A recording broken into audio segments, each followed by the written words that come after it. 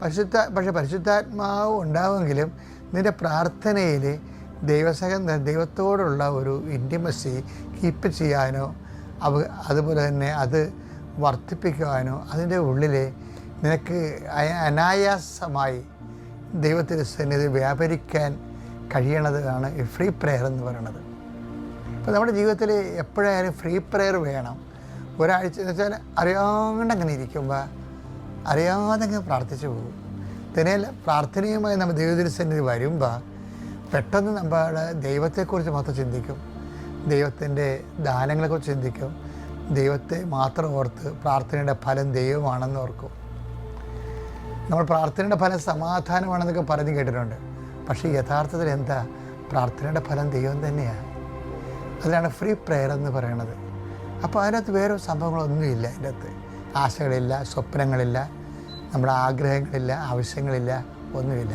ദൈവം തന്നെയാണ് എൻ്റെ content wise. Full and full 100% ദൈവം തന്നെയായിരിക്കും അതിനകത്ത്. പ്രാർത്ഥിക്കുക. നല്ലവനായ ദൈവമേ, എൻ്റെ ജീവിതത്തിലെ ഞാനും അങ്ങും തമ്മിലുള്ള ആത്മീയ വ്യാപാര വിനിമയങ്ങളിലെ അങ്ങ് തന്നെയാണ് എല്ലാത്തിൻ്റെയും ഫലമെന്നും അങ്ങ് തന്നെയാണ് എല്ലാത്തിൻ്റെയും ഫലമെന്നും അങ്ങ് തന്നെയാണ് മാർഗമെന്നും അങ്ങ് തന്നെയാണ് മാർഗം, തന്നെയാണ് ലക്ഷ്യമെന്നും അങ്ങ് തന്നെയാണ് ലക്ഷ്യമെന്നും മനസ്സിലാക്കിക്കൊണ്ട് എന്റെ ആധ്യാത്മികതയുടെ ആത്മബന്ധത്തിന്റെ ആഴങ്ങളിലേക്ക് വേണ്ടി എപ്പോഴും ആഴങ്ങളെ വിളിക്കുന്നത് പോലെ ആത്മാവിന്റെ ആഴങ്ങളെ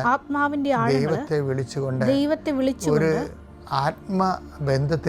ഒരു ആത്മബന്ധത്തിനായി ദാഹിക്കുകയും ആ ദാഹം ഐക്യമാക്കി തീർക്കുകയും ആ ദിവസങ്ങളിൽ കർത്താവ് പറയുന്നത് പോലെ നിങ്ങൾ എന്നോട് ഒന്നും ചോദിക്കുകയില്ല എന്ന് യോഹന്നാൻ 16:23 ഞങ്ങളുടെ ജീവിതത്തിൽ എത്രയും വേഗം ആത്മീയ അനുഭവമാകാൻ ഞങ്ങളെ അനുഗ്രഹിക്കണമേ.